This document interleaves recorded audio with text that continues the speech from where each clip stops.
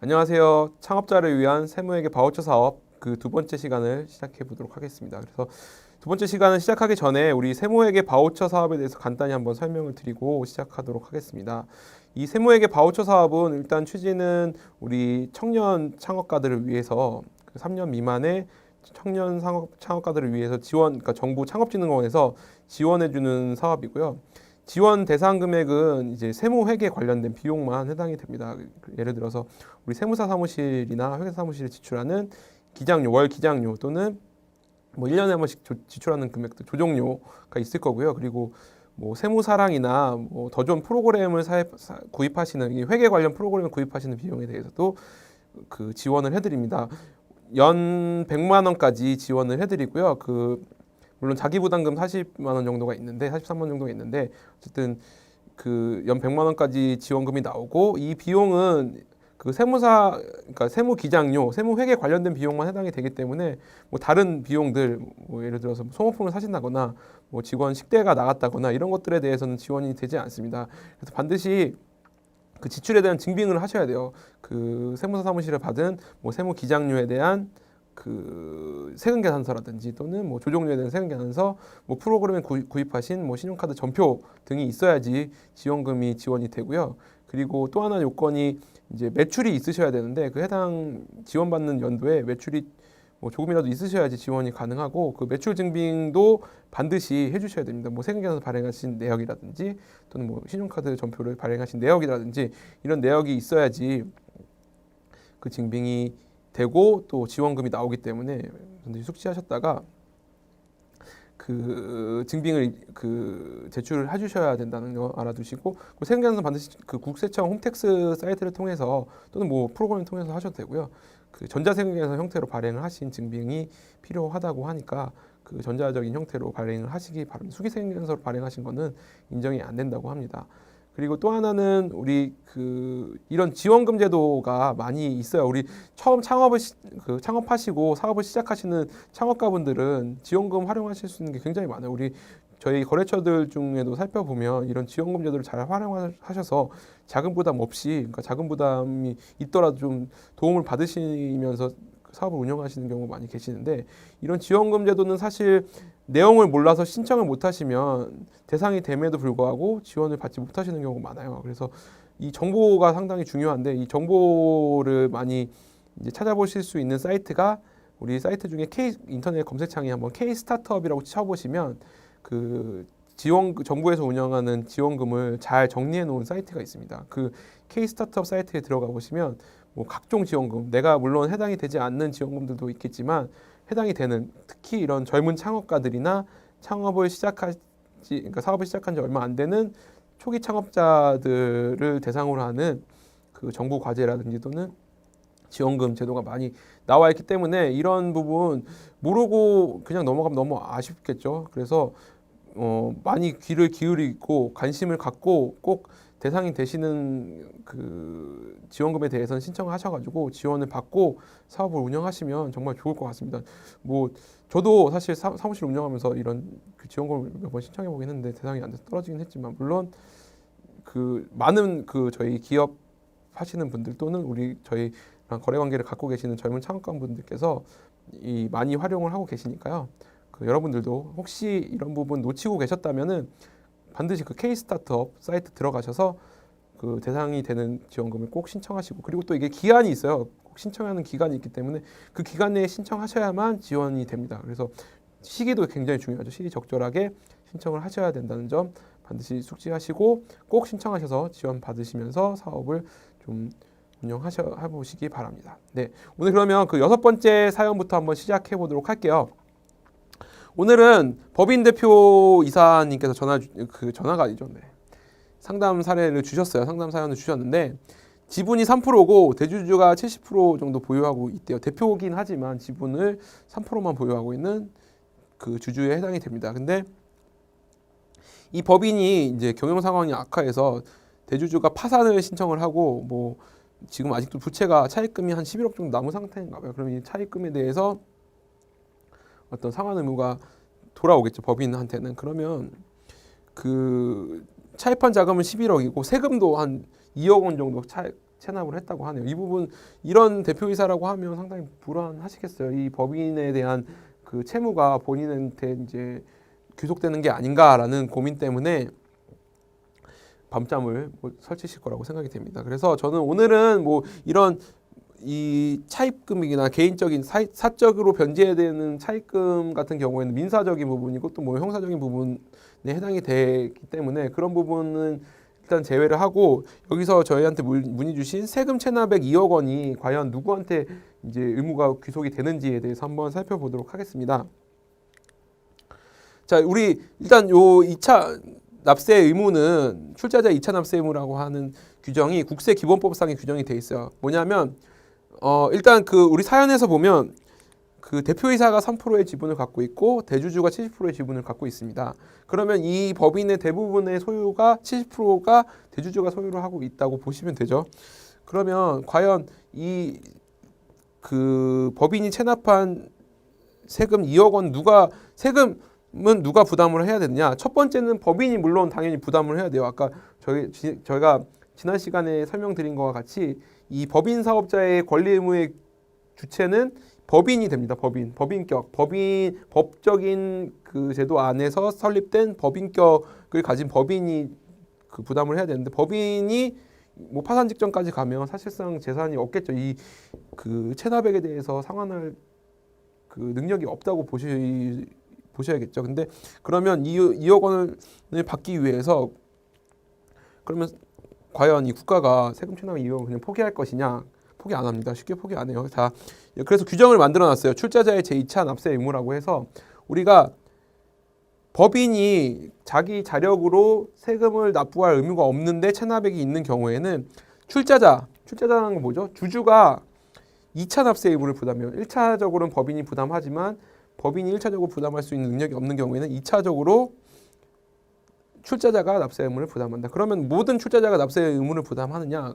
그건 좀 너무 과하죠. 그래서 그 주주나 우리 이제 유한 책임 그러니까 뭐죠? 유한회사 같은 경우 유한 책임 사원 특히 회사의 소유주가 2차 납세 의무를 부담하는데 규정상으로는 발행주식 총수의 50%를 초과하는 경우에만 그 2차 납세 의무를 부담한다고 나와 있어요. 그래서 50%를 초과하는 경우를 우리가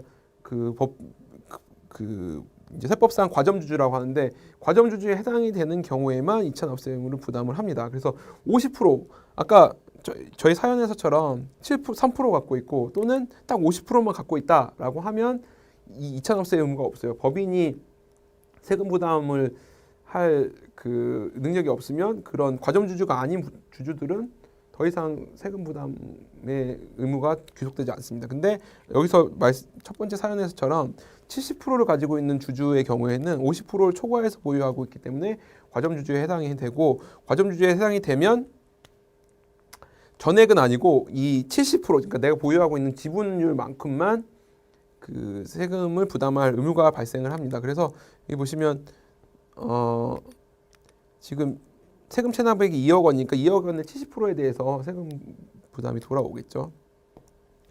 두 번째는 이제 과점주주 같은 경우에는 물론 체납세금에 대한 세금 부담도 있지만 취득세가 부과가 되는 경우가 있어요. 이 지방세법에 따르면 과점주주가 아니었다가 과점주주로 전환되는 순간 그 법인이 갖고 있는 취등록세 그 부과 대상이 되는 그 뭐죠? 그 어떤 부동산이나 취등록세 부과 대상이 되는 자산이 있는 경우에는 내가 사실상 이 취등록세 부과되는 자산을 소유한 거나 마찬가지다라고 봐서 전환되는 시점에서 그 취등록세를 한 번 더 납부하게 돼 있어요. 과점주주가 되면 물론 법인이 취득했지만 이 취득 재산이 사실상 그 과점주주가 다시 재취득한 걸로 봐서 간주 취득세가 부과가 되게 돼 있습니다. 그래서 이 부분도 반드시 알아두시기 바라고요. 그래서 우리가 기존에는 한 30% 갖고 있다가 이번에 기존 종전 주식 그 주주의 지분을 인수해서 50%가 초과했다, 뭐 60%가 됐다라고 하는 순간 그럼 이 회사에 어떤 취등록세 부과 대상 자산이 있는지를 검토해보고 있다고 하면 본인이 알아서 취등록세를 신고 납부하게 규정이 되어 있습니다. 이 부분도 반드시 알아두시기 바랍니다. 그래서 과점주주에 대해서 부과되는 그 세목은 그러니까 세금은 요 두 가지라고 보시면 돼요. 체납세액 국세 중에 체납세액에 대한 그 2차 납세 의무가 발생을 하고 두 번째는 과점주주가 되는 순간 취등록세 납세 의무가 발생한다. 물론 그 법인의 취등록세 납세 대상 재산이 있는 경우에 한해서 발생한다고 보시면 됩니다. 정리를 하면 과점주주는 부담이 커요. 우리가 그래서 50% 이상 넘게 되면 법인을 그 소유하면서 운영하심에 따라서 내가 50% 이상 만약에 지분을 갖고 있다라고 하시면 내 법인이 뭐 세금 못 내면 말지 이게 아니고 본인한테도 세금 부담 의무가 돌아올 수 있다는 점 반드시 숙지를 해두시기 바랍니다. 첫 번째로 요거는 이제 뭐냐면 이제 출자액을 한도로 법인 채무에 대한 책임이 있다는 건 뭐냐면 내가 물론 과점주주이긴 하지만 내가 뭐 예를 들어서 출자액을 한도라는 거는 내가 5천만 원, 지분을 5천만 원 정도면 넣었다. 자본금 5천만 원 정도 넣었다. 그럼 5천만 원에 대해서 돌려받지 못할 책임만 있는 거지 5천만 원을 초과한 금액에 대해서 내가 어떤 채무를 상환하거나 그럴 의무는 없다는 점이죠. 하지만 일반적으로 우리가 뭐 기수가 얼마 안 된 또는 그 초기 법인은 그냥 법인 신용으로만 대출을 해주지 않기 때문에 이런 채무가 있는 경우에 대부분은 연대보증 책임이 따르는 경우가 많아요. 그래서 연대보증을 한 경우에는 어떤 채무액에 대한 상환 의무가 있지만 그렇지 않은 경우에는 채무에 대한 상환 의무가 없다. 그리고 아까 말씀드린 2차 납세 의무, 과점주주 50% 초과해서 보유하는 경우에는 그 법인의 체납세액에 대해서 본인의 지분율만큼에 대한 납세 의무가 존재를 하죠. 그래서 2차 납세 의무가 존재를 하고 과점주주가 되는 시점에서 취등록세 납세 의무도 발생을 한다. 근데 요거는 이제 민사나 그쪽 부분인데 대표이사라고 해도 이제 뭐 세법상의 납세 의무는 존재하지 않지만 지분이 이제 과점주주가 해당이 되지 않으면 어떤 뭐 민사나 형사 간의 뭐 배임이나 횡령 이런 부분을 부담할 수가 있겠죠. 요건 이제 사법이나 이제 민법이나 형법에 해당하는 부분이니까 그런 부분까지도 한번 검토를 해보시면 좋을 것 같아요. 어쨌든 세금 부담은 지분율에 따르는 거고 뭐 대표이사라고 해서 그 체납세금에 대한 세금 부담은 없을 거라는 거 알아두시기 바랍니다. 자, 오늘 그 두 번째, 그러니까 총 7번째 사연인데요. 한번 살펴보도록 하겠습니다. 안녕하세요. 1인 법인을 설립하였습니다. 자본금은 1억 원가량 넣었고요. 개인적으로 사정이 생겨서 자본금 넣은 것 중에 일부 빼서 쓰셨나 봐요. 근데 이렇게 빼서 썼는데 뭐 아무 생각 없이 썼는데 조심해야 된다라는 그 조언을 들으셨나 봐요. 그래서 내가 1인 주주고 대표자인데 내가 내 돈 넣고 내가 쓰는데 마음대로 쓰지도 못하냐 이렇게 생각하시는 경우 많죠.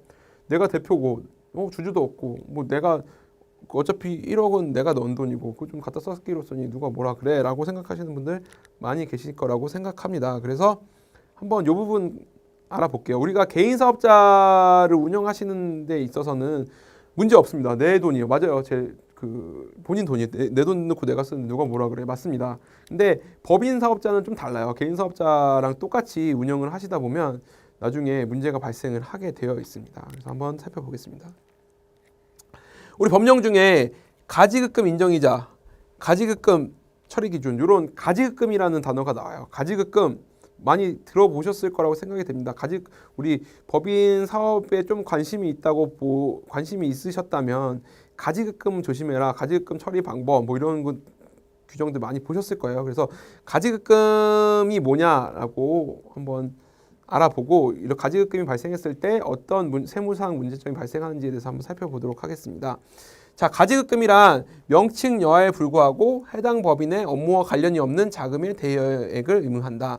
규제의 대상이 되는 가지급금은 특수관계인에 대한 것만 해당이 된다라고 규정을 하고 있습니다. 그래서 가지급금은 말 그대로 법인 자산인데 법인이 사업과 관련된 게 아니고 돈이 나갔는데도 불구하고 사업과 관련되지 않고 어떤 증빙도 없고 뭐 아무 근거 없이 나간 돈이다라는 게 바로 가짜로 지급한 돈이다라고 해서 가지급금이 되는 거고 뭐 가지급금이 나가도 크게 문제는 없어요. 왜냐하면 법인이 법인이 돌려받아야 될 의무가 있는 거고 책임이 있는 거고 법인이 뭐 법인의 의사결정에 따라서 지급한 거라고 볼 수 있기 때문에 크게 문제가 되지 않는데 문제가 되는 건 항상 이 경우 특수관계인 법인의 특수관계인이 법인의 돈을 아무 뭐 근거 없이 가져갔다라고 하면 거기에 대한 수익을 우리가 잡아야 돼요. 왜냐하면 법인 자산을 개인의 특수관계 어떤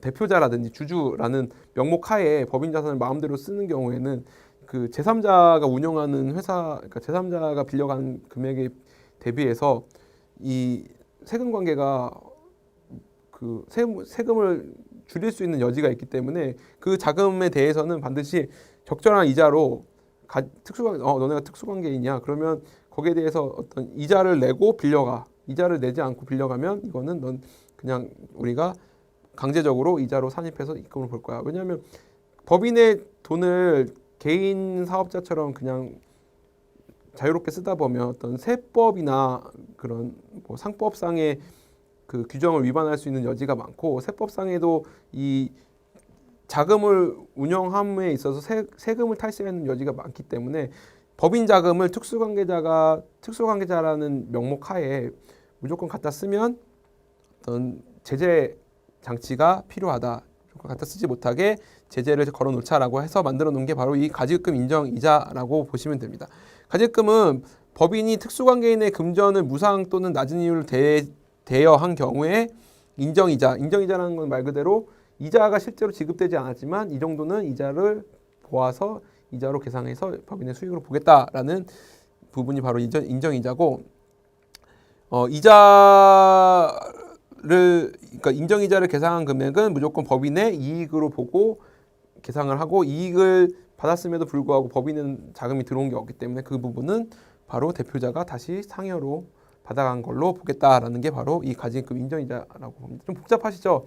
그래서 간단히 말하면 법인이 그 법인 돈으로 법인은 물론 설립했지만 대표자가 그 법인 세금을 좀 줄이기 위해서 어떤 세금이나 뭐 어떤 탈세라고 보기엔 좀 그렇지만 어쨌든 세금의 특히 이상 거래를 통해서 세금을 탈루하려는 목적이 있는 경우에는 거기에 대한 그 세금을 별도로 부과하겠다라는 목적 개념이라고 보시면 돼요. 그래서 항상 세법을 보시면 특수관계자 간의 거래에 대한 제재가 많아요. 왜냐하면 특수관계자라는 거는 그 법인을 자기 마음대로 어떤 운영이나 뭐 유지할 수 있는 능력을 가진 사람이기 때문에 이 이상 거래를 통해서 세금을 줄이려는 그 행위를 제재하겠다라는 목적으로 만들어진 그 규정이라고 보시면 됩니다. 그래서 가지급금이 발생하는 경우에 첫 번째가 인정이자가 발생을 해서 인정이자가 발생을 하면 그 이자만큼 대표자의 법인의 소득이 올라가고 두 번째는 대표자의 소득도 올라갑니다. 대표자의 소득이 올라가면 대표자의 소득세도 올라가고 법인의 소득이 올라가면 법인의 소득세가 올라간다. 두 가지 세금이 올라가게 돼 있어요. 세 번째는 가지급금은 그럼 만약에 내가 아까 말한 것처럼 5천만 원 빌려갔는데 그럼 영영 안 갚아도 되냐? 영영 안 갚으면 나중에 그 빌려간 돈만큼 대표자의 소득으로 처분이 돼서 소득세가 그만큼 부과가 된다. 법률상에는 특수관계가 소멸할 때까지 회수가 되지 아니하면 그 가지급금이 그 대표자의 소득으로 귀속이 된다고 되어 있기 때문에 대표자가 퇴사하는 시점까지는 가지급금이 반드시 상환이 돼야 되고 그리고 이 이자 아까 말씀드린 인정이자는 1년 안에 갚으셔야 돼요. 법인이 인정이자라고 해도 이게 세법상 계상되어 있는 거기 때문에 뭐 회계상 계상되어 있다고 하면 그 1년 뒤에 반드시 이자를 상환을 하셔야지 나중에 대표자가 소득 금액 증가하는 일을 막을 수 있다라고 보시면 돼요. 그래서 두 가지예요. 두 가지. 자, 법인의 세금이 올라가고 개인의 세금이 올라간다. 그래서 가지급금이 발생하는 경우에는 반드시 빠르게 정리를 해야지 세금 부담을 줄일 수가 있다라는 점 알아두시기 바랍니다.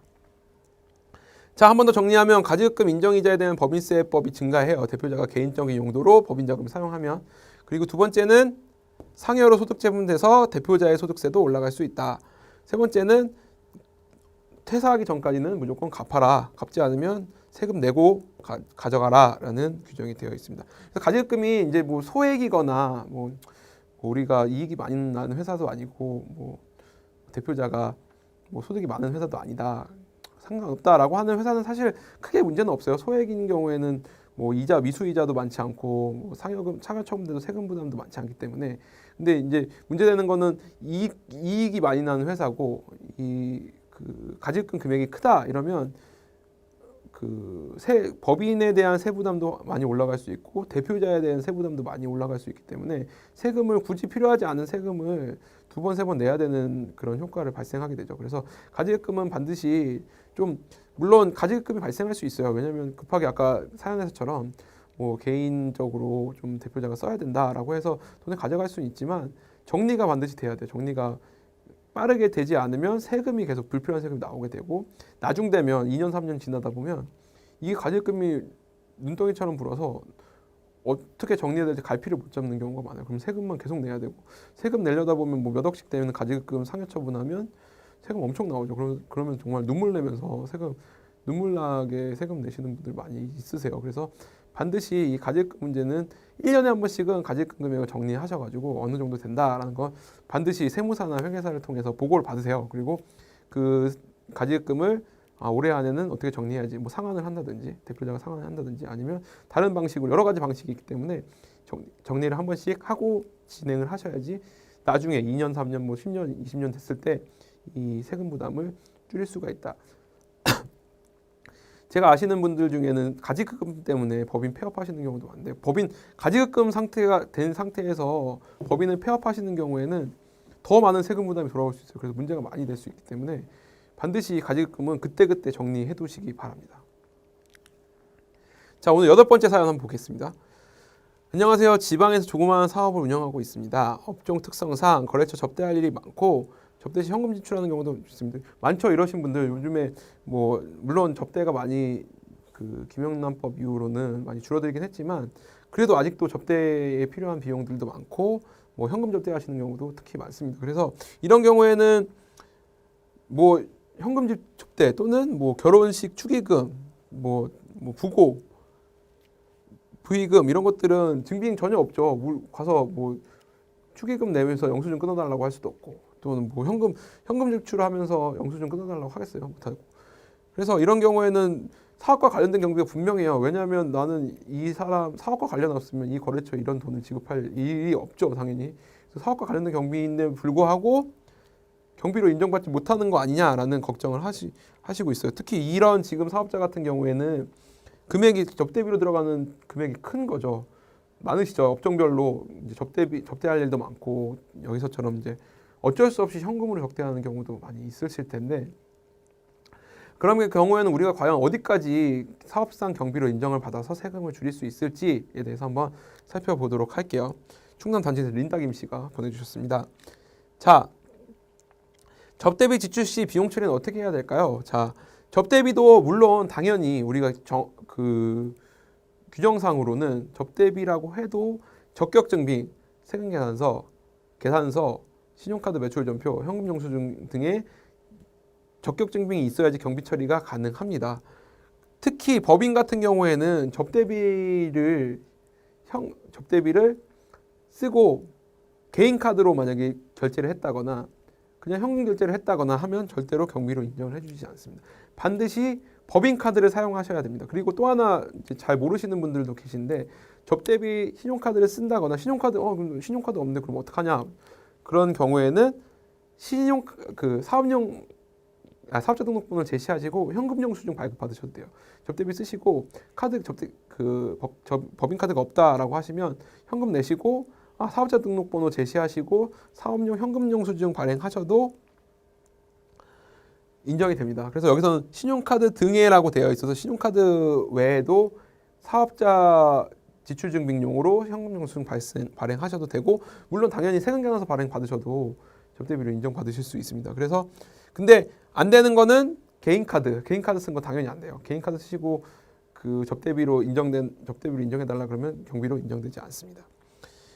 많으시죠. 대표자분들 특히 뭐 물론 법인 카드로 접대하시는 경우도 많지만 뭐 법인 카드 안 갖고 오거나 또는 뭐 법인 카드 쓰기가 좀 그래서 개인 카드로 그냥 접대비 결제하시는 분들 많이 계실 거라고 생각이 되는데 인정 못 받습니다. 이거 뭐 물론 인정 넣어드릴 수 있어요. 근데 나중에 다 부인될 수 있는 여지가 있기 때문에 접대비 크게 지출하신 경우에는 반드시 이 세 가지 증빙을 받으시기 바랍니다. 근데 접대비 지출하시고 세금계산 받으시는 경우는 거의 제가 못 받고요.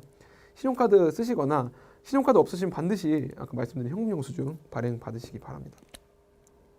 근데 이제 우리 아까 말씀드린 것처럼 결혼식 축의금 또는 그 장대신 부의금 같은 경우에는 증빙 받을 수가 없어요. 우리 생명에서 끊어달라고 할 수도 없고, 뭐 현금 영수증 해달라고 할 수도 없죠. 그래서 그런 경우에는 20만 원까지는 우리 사회 통념상 인정되는 범위라고 보나 봐요. 20만 원을 20만 원까지는 접대비로 인정을 해줍니다.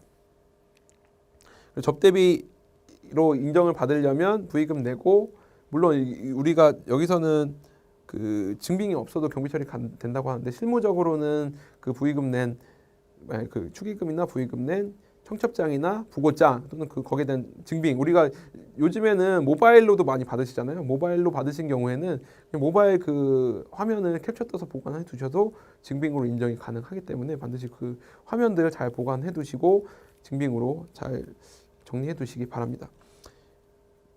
그리고 또 하나는 접대비 중에 이제 현금 실제로 진짜 나 여기는 현금밖에 못 쓴다, 현금을 내시는 경우에는 10,000원까지는 가능해요. 10,000원까지 내시고, 우리 이런 저희 사업자 중에 이런 경우가 있어요.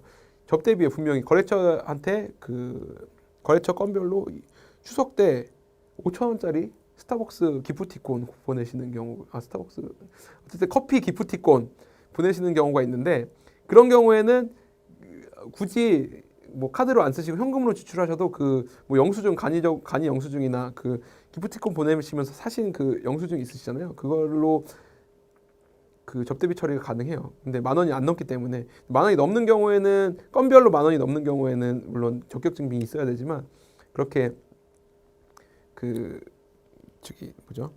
이제 5,000원 이렇게 소액으로 지출하신 경우, 10,000원 이하로 지출하신 경우에는 그런 영수증만 가지고 그냥 간이 영수증이나 그 지출 증빙만 뭐 증명할 수 있는 그 정도만 있어도 경비로 인정이 가능하다. 또 여기서 보시면 20만 원이라는 한도가 있는데, 우리 이런 경우도 있어요. 거래처에 뭐 이제 중요한 거래처다, 중요한 거래처 아들이 결혼을 한다 이럴 때 그 축의금 많이 내시는 경우도 있죠. 뭐 100만 원, 200만 원 내시는 경우 있는데, 그러면 100만 원 냈으면 20만 원까지는 인정되는 거냐라고 물어보시는 경우가 있어요. 20만 원 인정 안 되고 80만 원은 인정 안 되는 거냐라고 물어보시는 경우가 있는데, 이거는 전액 부인입니다. 그래서 우리 100만 원을 지출을 했어도 뭐 한도가 20만 원까지 인정되느냐? 인정되지 않습니다. 건별로 20만 원을 넘는 경우에는 전액 다 경비로 인정이 되지 않는다는 점까지 알아두시기 바랍니다.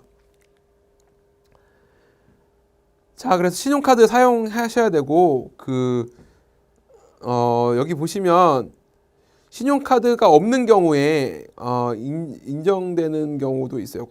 국외에서 지출한 그 접대비 같은 경우에는 신용카드가 없어도 이게 진짜 사업과 관련된 경비고 지출이 맞다라는 걸 입증하시면 국외에서 지출한 접대비는 경비 처리가 되고 접대비로 인정이 되고, 또 접대비 중에 가끔 농어민들한테 뭐 어떤 과일이나 뭐 이런 거 직접 사셔가지고 보내시는 경우 있잖아요. 이런 경우에 농어민들은 뭐 증빙을 발행할 수 있는 능력이 없기 때문에 이것도 사실관계를 입증할 수가 있으면 송금한 사실을 입증할 수 있는 송금명세서를 첨부해서 제출하는 경우에는 접대비로 인정을 해주겠다. 신용카드를 쓰지 않아도 접대비로 인정을 해주겠다라는 규정이 있으니까요. 혹시 이런 해외에서 접대비, 물론 많이 있으시죠. 해외에서 뭐 해외 바이어를 만난다거나 뭐 거래처를 접대할 때는 반드시 현금을 내셨다고 하면 뭐 신용카드를 못 쓰신다. 물론 해외에서도 법인카드 쓰실 수 있어요. 접대비 쓰실 수 있는 경우에는. 그런 경우에는 당연히 법인카드를 제출하셔야 되지만,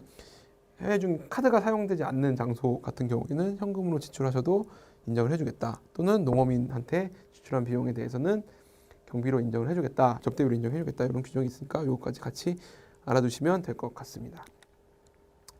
자, 그래서 한 번 더 정리하면 접대비 중요해요. 접대비 사실 뭐 이제 스타트업 기업들 중에도 많이 있으실 수 있고, 어느 정도 이제 사업이 무르익는 경우에는 접대비 지출이 많이 있을 수도 있는데, 이런 경우는 반드시 경비로 인정받기 위해서는 신용카드 전표나 현금 영수증, 생계서 등을 발행을 받으셔야 된다. 그리고 현금을 어쩔 수 없이 지출하셨을 때는 10,000원까지만 지출을 하셔야지 인정이 되고, 10,000원이 초과하는 경우에는 사업자 번호로 현금 영수증을 받으셔야 되고, 해외 지출이나 농어민 지출은 현금 영수증이 없어도 경비가 가능하다. 20만 원까지는 경조사비 목적으로 거래처에 지출이 가능하지만 20만 원 초과하는 경우에는 전액 부인이 될 수 있다라는 점 알아두시기 바랍니다. 자, 그래서 접대비까지 알아봤고요. 다음에는 어떤 건지 한번 볼까요?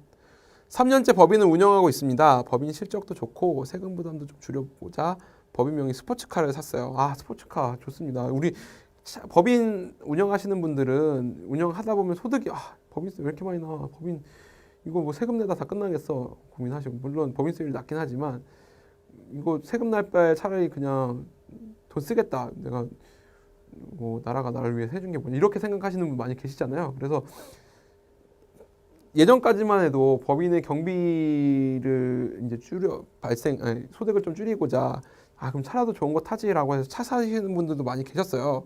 그래서 여기서처럼 법인의 스포츠카 한 대를 대표이사가 제가 좀 타고 다니려고 했다. 그래서 이제 독일에서 뭐 피땡땡 뭐 이런 걸 사셨나 봐요. 그래서 독일 뭐 페땡땡 이런 거 사셨나 봐요. 그래서 구입하고 돈을 내다 보니까 금액이 커서 좀 두려우신 거죠, 이분이. 이거 이렇게 큰데 다 경비 처리되는 거 맞겠지라고 해서 덜덜하면서 회사 차를 샀어요. 근데 그래서 사시면서 또 물어보시는 거죠. 이거 혹시 경비 처리 안 되는 거 아니에요? 이거 돈 이렇게 많이 썼는데 경비 처리 안 되면 계획대로 안 되고 있는 거니까. 그래서 한번 물어보시는 것 같아요. 포항에서 아이디 미하엘 슈마허 쓰시는 분들이 물어보셨는데, 그럼 이번 시간에는 그러면 이 법인 차량을 법인 명의로 구입했을 때 과연 이 법인 관련 차량에 대한 비용이 전액 다 회사의 비용으로 인정이 받아서 세금을 줄일 수 있는지에 대해서 한번 살펴보도록 하겠습니다. 자, 우선 이게 이제 많이들 요즘에는 알고 계세요. 업무용 승용차 이게 한창 이슈가 많이 되셔서 됐어서 많이들 알고 계실 거라고 생각하지만 그래도 좀 자세하게 알고 계시는 분들은 많이 안 계신 것 같아서 제가 한번 상세히 설명을 드려보도록 하겠습니다. 우선 예전에는 아까 지금 사연에서처럼 법인이나 개인 경비를 좀 줄이기 위해서 사업용 차량을 등록하시고 사업용 차량을 사시고 거기에 대한 경비를 다 전액 경비로 인정받으셔서 세금을 많이 절세 효과를 누리셨는데, 이제는 이게 하도 그런 경우가 많다 보니까 아예 법인 과세관청에서 규제를 해놨어요. 너네 차 타는 것만으로 이렇게 경비 처리하는 거 안 돼. 세금 줄일 수 없어라고 해서 규정을 해놓은 게 바로 업무용 승용차 관련 비용에 대한 규정이 이게 신설이 됐습니다. 우선은 승용차 목적으로 차를 타면 기본 전제는 이거예요. 너네가 사업용으로 차를 사면 그게 과연 진짜 사업 목적으로 다 썼느냐를 너네가 입증을 해라. 입증하면 경비 인정해줄게. 입증 못하면 경비 인정 안 돼. 물론 경비 인정 되는데 한도가 있어. 거기까지만 인정되고 초과한 금액은 인정 못해줘 라고 하는 게 바로 이 업무용 승용차 관련 관련 규정이 있습니다. 그래서 그럼 입증을 어떻게 해야 되냐? 바로 우리 많이 들어보셨죠? 운행일지, 자동차 운행일지를 쓰셔서 법인이나 또는 사업용 업무용 승용차 관련 운행일지를 작성하셔야지 그 운행일지를 기준으로 우리가 비용 처리를 해주겠다라는 규정을 만들어놨습니다.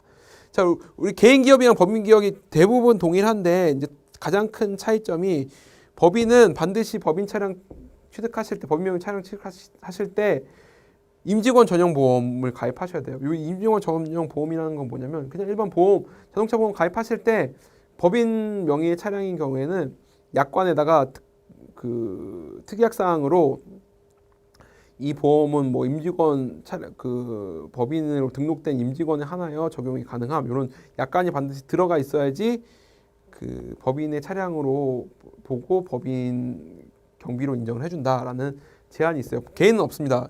보험가입 대표자 명의로 하면 관계가 없어요. 근데 법인은 반드시 임직원 전용 특약이 들어가야지 그 경비로 인정해주겠다. 그렇지 않으면 전액 다 부인됩니다. 그래서 가장 큰 요건으로 법인 명의 차량은 법인의 임직원만 적용이 가능한 법인 전용, 임직원 전용 보험을 가입해야 된다. 그래서 요즘 제가 최근에 보니까 아예 보험회사에서 법인 명의 차량은 당연히 임직원 전용 보험으로 가입해주고, 혹시 임직원 전용으로 가입 안 하는 법인 차량에 대해서는 그런 확약서 같은 거 받아놓더라고요. 내가 이 차량은 법인 명의 차량임에도 불구하고 임직원 전용 보험이 가입되지 않은 사실을 확인하였습니다라고 받아둬서 자기들한테 이제 피해가 오는 거를 좀 사전에 예방하는 경우가 있는데, 어쨌든 이제 이게 일반화돼서 법인 명의로 만약에 차량을 취득하시는 경우에는 이제 어떤 차량 판매하는 차량 그 판매소에서 아마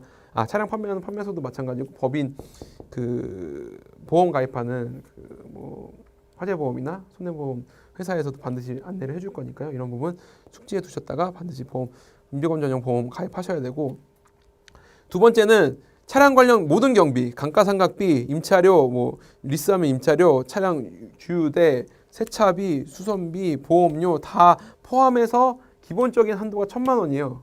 1,000만 원까지는 경비 처리를 해줘요. 그래서 내가 감가상각비나 이런 거 다 합쳐봤더니 1,000만 원이 안 돼라고 하면은 굳이 은행 기록부 쓰실 필요가 없습니다. 근데 일반적으로 1,000만 원 많이 넘어가시더라고, 제가 이번에 확인해 보니까. 그리고 감가상각비 같은 경우가 이제 800만 원까지는 무조건 경비로 인식하게 돼 있어요. 그러면 우리가 남는 금액은 차량이 있다고 하면 200만 원, 일반 뭐 800만 원 감가상각비가 안 되면 상관이 없는, 차량 잔존가액이 안 되면 상관이 없는데 5년 정액법으로 감가상각했을 때 800만 원 넘는 경우에는 감가상각비를 아무리 적게 인식해도 800만 원까지 인식해야 되니까 나머지 200만 원 한도 내에서 이거 다 쓰셔야 돼요. 그러면 좀 빠듯하죠.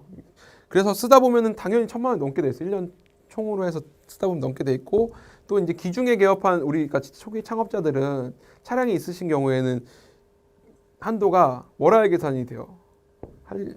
한도가 월할 계산이 되는 건 뭐냐면, 예를 들어서 뭐 4월달에 개업을 했다. 그러면 12분의 1,000만 원에 12분의 9 해서 그 나머지 12분의 9 한 금액에 대해서만 한도를 적용이 되기 때문에 한도가 많지 않습니다. 1,000만 원 한도가. 그래서 일반적으로 제가 지금까지 이제 그 신고를 해본 바로는 대부분 법인 차량 운행하시는 사업장은 대부분이 아예 뭐 저가 차량이라든지 아니면 아예 뭐 운행이 거의 없다든지 뭐 그런 경우를 제외하고는 대부분 1,000만 원을 초과하십니다. 대당이에요. 차량 대당 2대면 2,000만 원이고, 어쨌든 대당 1,000만 원 초과하시기 때문에 일반적으로는 이 운행 기록부를 작성하시지 않으면 인정받기가 어려워요. 그래서 반드시 만약에 법인 차량이 있으시면 좀 귀찮으시더라도 기중에 운행 기록부 작성하셔서 인정받으시는 게 좋아요. 왜냐하면 이거에 대한 세금 효과가 적지 않거든요. 비용이 차량가액이 높거나 아까처럼 뭐 명차를 산다거나 뭐 비싼 차량을 사시는 경우에는 비용으로 인정받을 수 있는 금액이 상당히 커요. 운행 기록부 썼을 때. 그래서 세금을 좀 줄이시고 싶으시다고 하면 좀 귀찮으시더라도 운행 기록부 반드시 작성하는 습관을 들이셔서 뭐 이제 직원이 할 수도 있고 대표자 본인이 할 수도 있겠지만 운행 기록부 잘 작성하시고 이제 법인세나 소득세 신고할 때 제출하셔서 경비에 대한 인정을 잘 받으시면 세금을 줄이는 절세 효과도 있다라는 거 반드시 알아두시기 바랍니다. 가끔 이제 저희가 이제 운영을 하다 보면 이거 작성 안 하고 계셨다가 세무사나 뭐 이렇게 세무대리인한테 작성해달라고 요청하시는 경우 많이 계신데, 뭐 제가 들은 바로는 작성해주는 세무사도 있다고 하는데 작성할 수가 없어요. 1년 동안 그 대표자 법인 차량이 어디서 어디로 갔는지 우리가 어떻게 알 수 있겠어요. 그리고 키로수나 이런 것도 확인을 하셔야 되는데 그때그때 키로수 확인하지 않으면 1년 지나고 나서 확인하려고 하면 절대 못합니다. 그래서 반드시 운행기록부 기중에 한 달에 한 번씩이라도 꼭 작성해 두셨다가 이제 신고할 때 잘 제출을 해 두시기 바랍니다.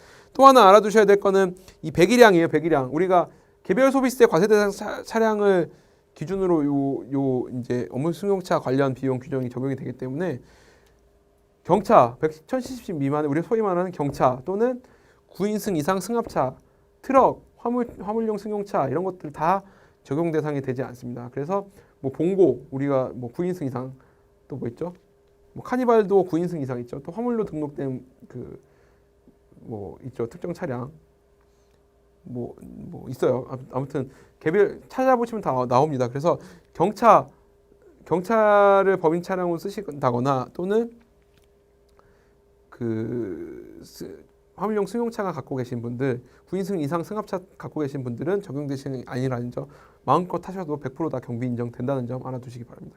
그래서 우리가 또 여기서 추측할 수 있는 바로는 물론 승용차가 꼭 필요한 경우도 있지만 차종이 관계없는 회사라고 하면 차를 이제 법인용으로 취득하실 때 요 차량 개별 소비세 과세되지 않는 차량을 좀 고려하셔서 취득하시는 것도 하나의 절세 방안이 될 수 있을 거라고 생각이 됩니다. 굳이 안 쓰셔도 되거든요. 운행 기록부 안 쓰셔도 되고, 또 하나 이제 차량 관련된 비용들이 다 아까 그 첫 시간에 말씀드렸던 부가가치세 매입세액 공제가 되기 때문에 요것도 저희도 많이 절세 방법으로 많이 안내해 드리는데, 그래도 이제 뭐 목적이 다르면 어쩔 수 없겠죠. 뭐 승용차를 꼭 사야 되는 경우가 있을 수 있으니까 그런 경우는 어쩔 수 없겠지만 어쨌든 차종이나 뭐 그런 게 상관이 없다라고 하시면 요 배기량 또는 그 승합차 구입을 고려해 보시는 것도 좋은 절세 방안이 될 수 있을 거라고 생각이 됩니다.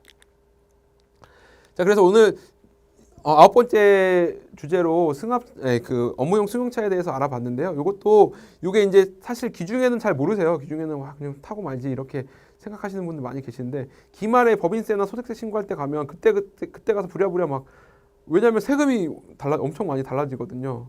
세금도 달라지고, 이제 법인 같은 경우는 법인세뿐만 아니고 이게 소득 처분이 되면 대표자 소득세 또는 차량을 운행하는 사람 소득세로 처분이 되기 때문에 소득세에도 영향을 미치는 그런 중요한 주제가 됩니다. 그래서 반드시 귀찮으시더라도 요거 기중에 꼭 작성하셔가지고 세무사 도움을 받으셔도 됩니다. 세무사 도움 받으셔서 잘 작성해 두셨다가 기말에 제출하셔서 불이익 당하지 않는 그런 처리를 하시기 바랍니다.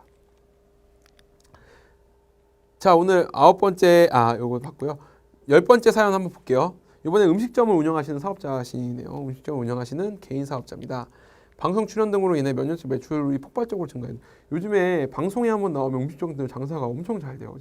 저도 이제 저희 사무실 근처에 최근에 방송에 나온 그런 식당이 하나 있는데 매출이 어마어마하다 그러더라고요. 항상 가면 줄 서 있고 이래서 방송 한번 타고 나면 매출이 확 늘어서 세금도 매출이 늘면 물론 대비를 하셨던 분들은 괜찮겠지만 매출이 갑자기 늘어나면 대비가 안 됐기 때문에 세금도 엄청나게 나올 수밖에 없어요. 그래서 세금이 너무 많이 나와서 뭐 세금 개인 사업자 같은 경우에는 최대 42% 지방세까지 하면 46.2% 세금 내면 번 돈의 50% 이상 50% 가까이를 세금을 내야 돼서 눈물을 많이 흘리시는데, 담당 세무사는 많이 벌었으니까 많이 내라 이렇게 별소리 했다고 하네요. 그래서 너무 복잡한데 세금 하다 보니까 이제 개인 사업자를 운영하다 보니까 세금도 많고, 또 우리 또 성실신고라는 제도가 성실사업자 확인신고라는 제도가 있어서 또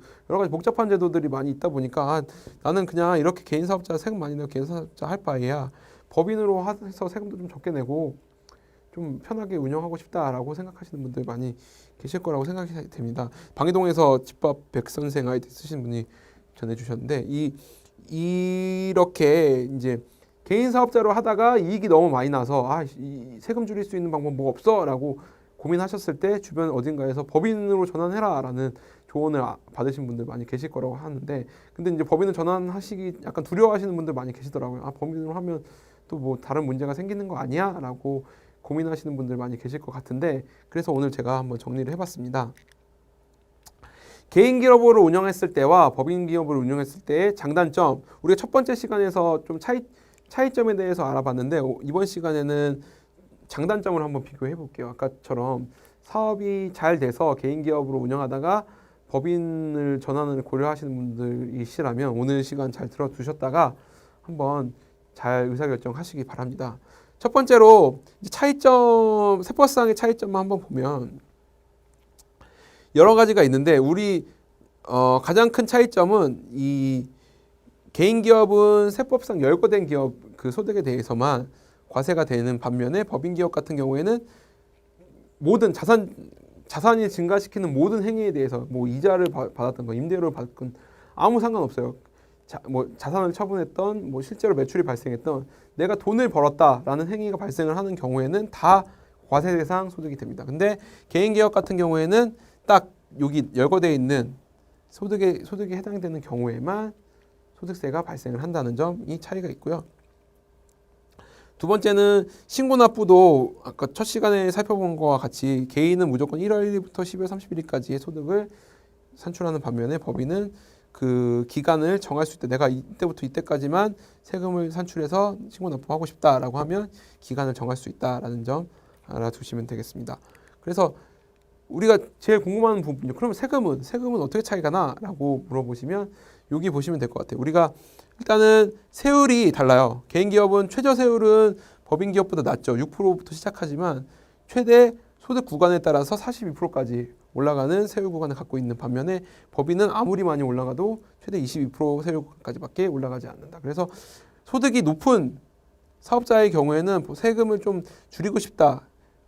싶으시면 법인으로 전환하시는 것도 좋은 방법이 될 수 있어요. 하지만 자 보면은 우리가 또 간과하시는 게 뭐냐면 우리가 개인 기업 같은 경우는 대표자가 그냥 여기서 세금 나오면 40% 내고 냈어. 그럼 사업에 관련된 세금 부담은 끝나요. 하지만 법인 같은 경우에는 내가 대표자가 열심히 대표자고 주주인 그 사업자가 법인 기업을 설립해서 막 열심히 사업을 했어요. 돈을 많이 벌었어요. 그럼 다 법인으로 귀속이 되죠. 법인으로 귀속된 돈이 있어. 그러면 내가 열심히 일해서 좀 벌었으니까 이제 나도 좀 써보자라고 해서 그동안 1년 동안 했던 돈을 좀 써보고 싶어요. 법인 통장에 있는 돈을. 그래서 갖다 썼더니 과징금이래요. 다시 돌려놓으래요. 아까 전 시간에 봤죠. 아니 내가 열심히 해서 내가 번 돈 내가 쓰겠다는데 너네가 뭘 돌려놓으라 말아야 이렇게 생각하시는 분들 많이 계시죠. 그렇습니다. 이게 그래요. 법인이 그래요. 법인이 좀 뭐 세금만 적게 내고 좋은 것 같은데 그렇지 않고 법인 같은 경우에는 법인이 번 돈은 법인의 돈이에요. 법인의 돈을 대표자가 마음대로 갖다 쓰면 안 됩니다. 그때 처음에 말씀드린 것처럼 법인 기업의 권리 의무의 주체는 다 법인에 있고 대표자 또는 주주의 권리 의무가 아닙니다. 그래서 만약에 법인이 번 돈을 대표자나 주주가 가져다 쓰고 싶다고 하면 한 번 더 소득에 대한 소득 처분 또는 세금이 발생을 하게 되어 있습니다. 그래서 만약에 대표이사라고 하면 임원 같은 경우에는 근로소득에 해당하는 상여나 급여로 처분이 돼야 되고 근로소득으로 처분이 돼야 되고 주주가 이제 법인이 번 돈을 좀 쓰고 싶다라고 하면 배당이라는 그 형태를 통해서 배당소득으로 처분이 된 소득을 그 소득세를 한 번 더 과세를 해야지 정상적으로 가져다 쓸 수가 있다라고 보시면 됩니다. 그래서 우리가 항상 이 세율을 두 가지만 단순 비교를 하시지만 사실 여기에는 숨겨진 세금이 한 번 더 있어요.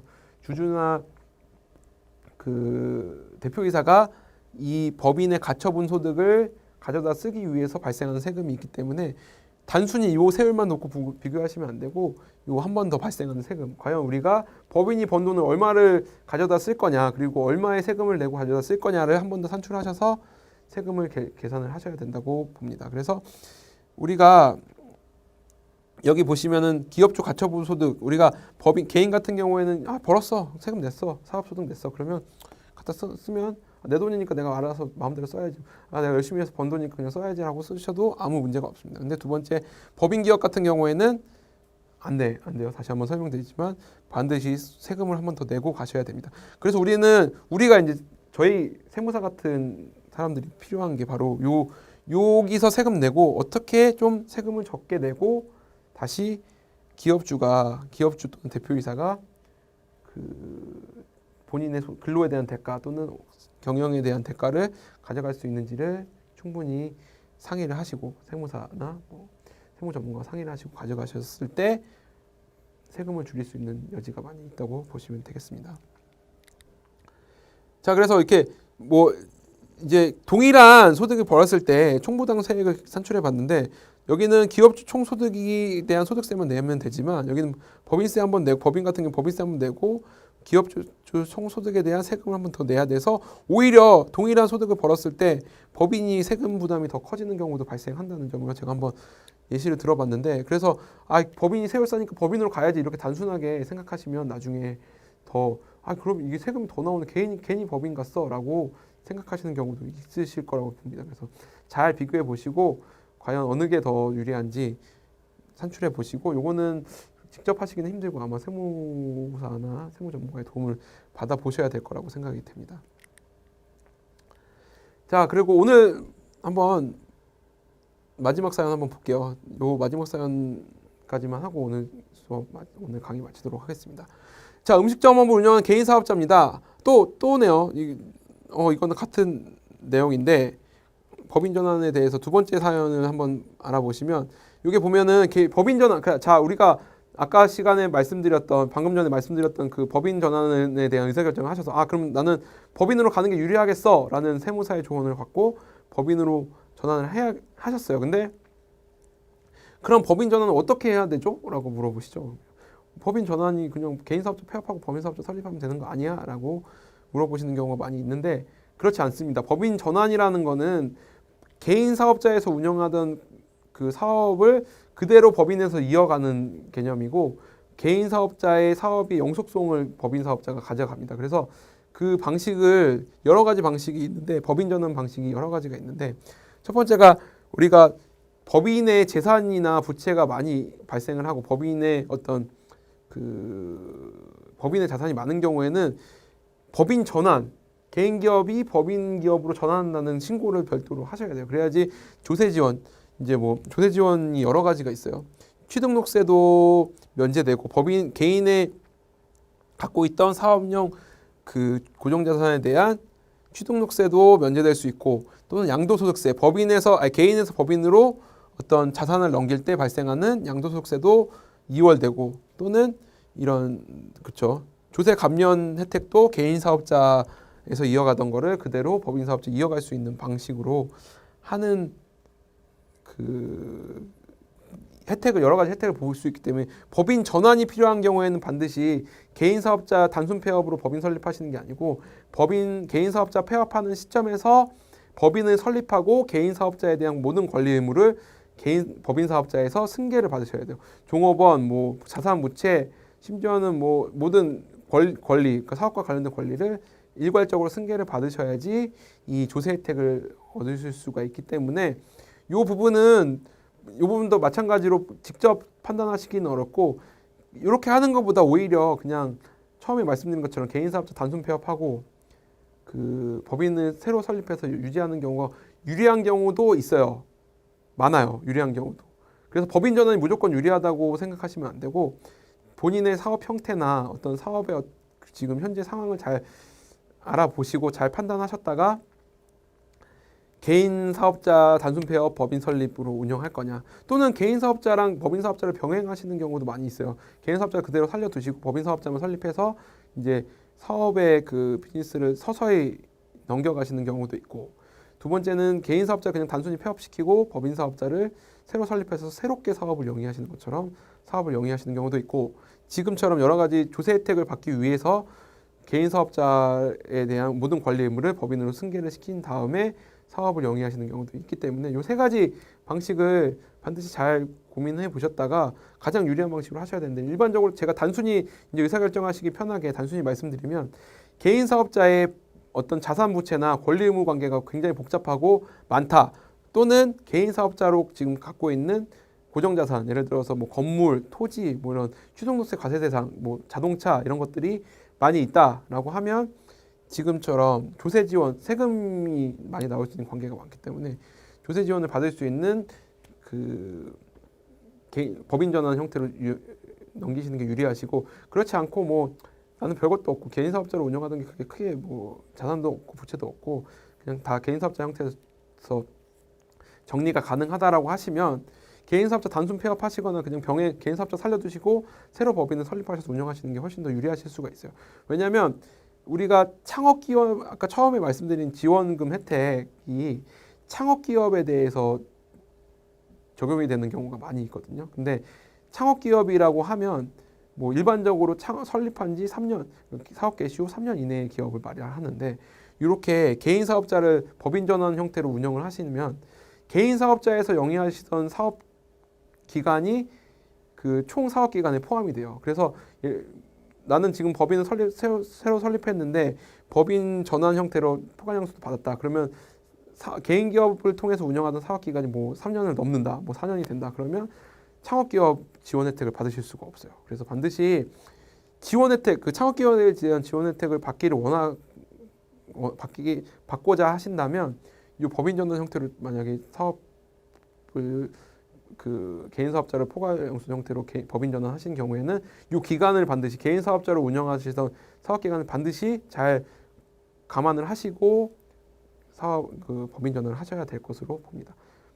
잘 알아두시기 바랍니다. 이거 상당히 중요해요. 나중에 포괄영수 형태로 진행하셨다가 법인 전환 하셨다가 나 왜 이거 새로 법인 설립한 건데 왜 지원금 못 받냐라고 이제 이의 제기하시는 분들 많이 계신데 이 부분 반드시 잘 알아두시기 바랍니다.